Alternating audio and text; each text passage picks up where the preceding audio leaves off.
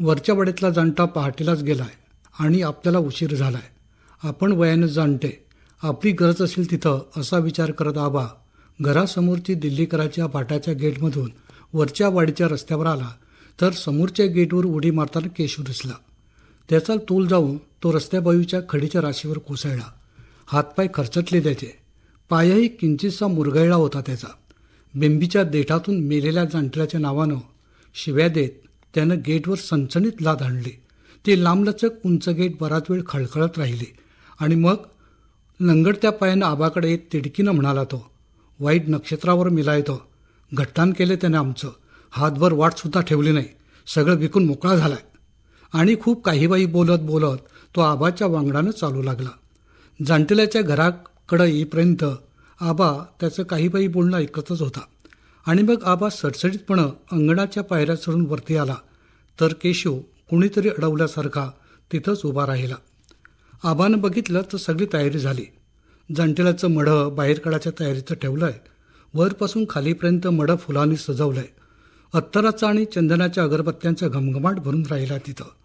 अंगणात तिरडी बांधून ठेवली आणि क्रियाकर्माचं सामान ठेवलंय. जाणतेलाचा थोरला पूत सोहळं नेसून तयारच होता. तो अस्वस्थपणे पुन्हा पुन्हा मोबाईलकडे पाहत होता. आबाला आतून वाटलं आपली गरज नाही त्याला. म्हणता म्हणता गेटकडे बाईक उभी राहिली. धाकटा पूत बाईकडून उतरला पण घराची पायरी चढेना.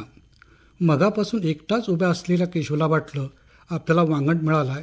तो हातांची छातीकडे घडी घालून त्याच्या वांगडान उभा राहिला. जाणतेल्याच्या धुवानं आणायला गेलेली गाडी परत आली होती. बघितलं तर नातू एकटाच धावत घरात गेलाय आणि त्या गाडीतून कुणीच उतरलं नाही. मध्येच थोरला लाथडल्यासारखा मड्याकडे गेला. मड एकटाच उचलतो आणि टेम्पो ठेवतो. कुणाची गरज नाही असं काही बाई भिरकटल्यासारखा करत होता तो. धाकट्यानं गाडीतून उतरणाऱ्या सरपंच आणि पंचाला बघितलं तसा तो एकदम वाचा फुटल्यासारखा शांतपणानं मध्येच आबाकडं आणि केशूकडं बघत बोलू लागला, आबा जा, मडं बाहेर काढा. मी सांगतो, चोर नागावणं येतील पण रक्ताची नात्यातली कुणीच येणार नाहीत. प्रॉपर्टीतले हिस्से कुणाला दिलेत काय? आबाला एकदम आतून आपल्या जाणतेपणाची जाणीव झाली. त्याला वाटलं थोरल्याला नाही पण धाकट्याला मात्र आपली गरज आहे. पैशाच्या वाटणीचं प्रकरण पुन्हा उफाळून येईल. धाकट्याचं डोकं टडकलं आणि त्यानं या क्षणी प्रकरण ताणून धरलं तर मडं जागावर कुजेल. जबाबदारीच्या भावनेनं आबा मड्याकडे गेला. केशू आबाच्या मदतीला गेला. बघता बघता आबानं आणि केशूनं मडं अंगणात आणलं. 4 तांबे घाईघाईत मड्यावर ओतले आणि तिरडीवर ठेवलं. वर कफन ओढलं आणि तिरडी खांद्यावर मारून टेम्पोत चढवली. बेंजो वाजू लागला. टेम्पो हळूहळू पुढं सरकू लागला. धाकटा टेम्पोच्या मागून पाय ओढत काहीशा नाईलाजानं चालू लागला. राम नाम सत्य है. बेंजो काही क्षण थांबण्याचा चान्स घेत केशूनं आवाज लावला. आबानं त्याच्याकडं हसऱ्या मुद्रेनं पाहिलं आणि बेंजोच्या तालावर वाजत गाजत जाणतेलाची शेवटची यात्रा मसुंडीच्या दिशेला वळली आणि वळणावर अचानक रोखल्यासारखी उभी राहिली. सरणाची लाकडं घेऊन परत आलेला टेम्पो अचानक भर वेगानं समोर आला होता. ड्रायव्हरनं टेम्पोतूनच ओढून म्हटलं, मसुंडीकडे जायला वाट नाही. जाणतेल्याच्या नातवानं मसुंडीच्या दिशेनं धाव घेतली. सरपंचानं गर्दीतून गाडी पुढं घेतली. सगळ्यांनी बघितलं तर जाणतेल्याचा नातू जीवाच्या भयानं धावतोय. त्याच्या मग अल्सेशियन कुत्रा धावतोय.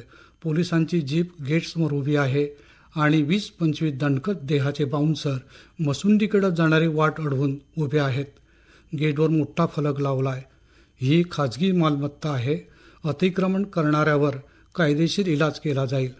गेल्याच महिन्यात वाड्यावरच्या तिघांचे दहन याच मसुंडीत केले होते.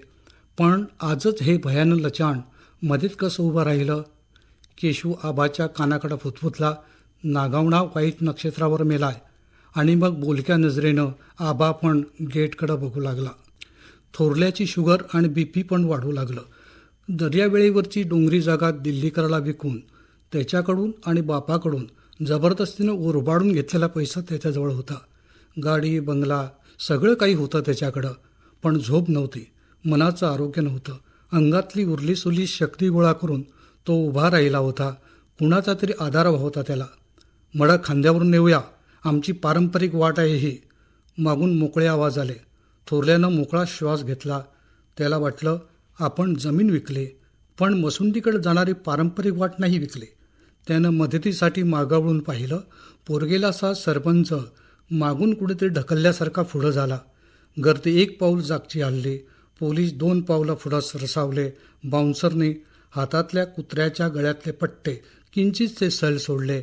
कुत्रे गुरगुरू लागले आणि मग भुंकू लागले. सरपंच भयापोटी टेम्पोच्या आडोशाला गेला. सरपंच, टेम्पोमागे तोंड लपवतोस काय? तुला निवडून कशाला दिलाय? मडन नाही आपण दिला. दाखवा मंत्र्यांना, बोलवा आमदारांना. मसुंडे अडवतायत म्हणजे काय? कलेक्टरकडून द्या दणका. गर्दीतून दोघा तिघांनी दणके दिले. नको नको. सरपंच एकदम फडफडल्यासारखा म्हणाला, मडं असं ठेवायचं का? गेल्या वर्षी मडं नेलं होतं पणजीला. आम्ही त्यावेळी नको म्हणत होतो, पण मडं नेलंच ना. केशूला कळून चुकलं. प्रकरण वेडवाकडं वळण घेत आहे. त्यानं मध्येच आवाज ताणत म्हटलं, तुमची ग्रामपंचायतीची राजकारणं इथं नकोत. ही ग्रामसभा नव्हे, ही मरणसभा. मसुंडीचं काय ते लवकर ठरवा. आबा केशूकडे बघत मंदपणे हसला. अंत्ययात्रा एकाच जागी उभी राहिली होती. पुन्हा एकदा जीव घेणं उघडं नागडं वास्तव समोर आलं होतं. गावात मसुंड्याच नाहीत, पारंपरिक वाटा नाहीत, दर्यावेळ आपली नाही. बगावतीचं सॅक, बार, बायलांची हॉटेलं, दर्यावेळेवरच्या पडीक जमिनीला सोन्याचा भाव आलेला. परदेशींनी आणि दिल्लीकरांनी जमिनी विकत घेऊन त्याभोवती चिऱ्यांची पक्की कंपाऊंड्स आणि गेट बांधल्या होत्या. रखवारी करायला वॉचमन ठेवले होते आणि बघावं तिथं खाजगी मालमत्तेचे बोर्ड दिसत होते. टुरिझममुळं जगण्याची आणि मरण्याचे पण खूप मोठे भयानक जीवघेणे गुंते तयार झाले होते. मेलेल्याला जाळायचं कुठं? जबाबदारी कुणाची? घरच्यांची, समाजाची, ग्रामपंचायतीची, सरकारची? सार्वजनिक स्मशानभूमी हवी, पण त्यासाठी जमीन हवी. कोण देणार? सरकार नोटीस काढून जमीन तरी कुणाची ताब्यात घेणार? बघावं तिथं भायल्यांनी जमिनी विकत घेऊन सभोवती कंपाऊंड्स आणि गेट बांधल्यात. गावात कुणी एखादा वारला की गुंता निर्माण होतोय. मुसुंडीचा प्रश्न घुसमटून टाकतोय सगळ्यांना. सगळ्यांनाच वाटलं होतं बानियावरून प्रेत नेता येईल, पण ध्यानीमनी नसताना सगळंच काहीबाही होऊन बसलं होतं. गेटवर लावलेली पाटी, पोलीस बंदोबस्त, बाउन्सर, भारी तयारी दिसत होती. कोण अतिक्रमण करेल? कुणीतरी सुचवलं म्हणून सरपंचानं आणि पंचानं पण आमदाराला आणि मग मंत्र्यांना मोबाईल लावले. थोरल्याने पण प्रयत्न केले, पण स्विच ऑफ आणि मग कव्हरेज क्षेत्राच्या बाहेर असल्याच्या सूचना मोबाईलवरून येऊ लागल्या. आबाला पण आतून वाटू लागलं, आपलं जाणते पण कमकुवत आहे. आपण काही करू शकत नाही, मसुंडीचा प्रश्न सोडवू शकत नाही. केशू टाइमपास आणि वैताग घालवण्याचा एक खेळ म्हणून सुचेल त्याला SMS पाठवू लागला. त्याच्या मनात एकच विचार चमकून गेला, यावर तोडगा निघेल असं त्याला वाटू लागलं. त्यानं सहज म्हणून जाणतेल्याच्या दोन्ही मुलींना SMS पाठवले आणि तुमच्या बापाचं मडं जाळायला मसुंडी नाही हे पण कळवलं त्यानं. मड्यावर माशा घोंगावू लागल्या. ओली दुर्गंधी सगळ्यांनाच जाणवू लागली.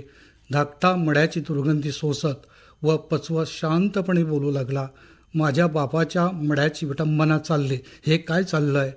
त्यालाही यातून मार्ग सापडत नव्हता. त्याची घुसमट चालली होती आतल्या आत. त्याचा मोबाईल वाजू लागला. बघितलं तर स्क्रीनवर थोरल्या बहिणीचा नंबर उमटला होता. तिचं मोबाईलवरचं बोलणं ऐकता ऐकता त्याच्या चेहऱ्यावरच्या आठ्या सरसर बदलत गेल्या. मोबाईल पुन्हा वाजू लागला. मधली बहीण मोबाईलवर बोलत होती. ऐकता ऐकता त्याच्या अंगात सहस्र हत्तींचं बळ चढलं आणि सगळ्यात पुढं उभं राहून त्यानं आबा आणि केशूला मदतीसाठी हाका मारल्या. अंत्ययात्रा हळूहळू पुन्हा त्याच्या मागून पुढं सरकू लागली. सगळ्यांनाच वाटू लागलं, धाकट्यानं गंभीरपणं मनावर घेतलंय. अंत्ययात्रा दर्यावेळेवर निघाली. तिथं धाकट्याच्या मालकीची जागा आहे, पण थोरल्याच्या बंगल्यासमोर धाकटा उभा राहिला. त्यानं लाथ मारून गेट उघडली. केशूनं पण गेटवर लाथा मारल्या. काय चाललं हे?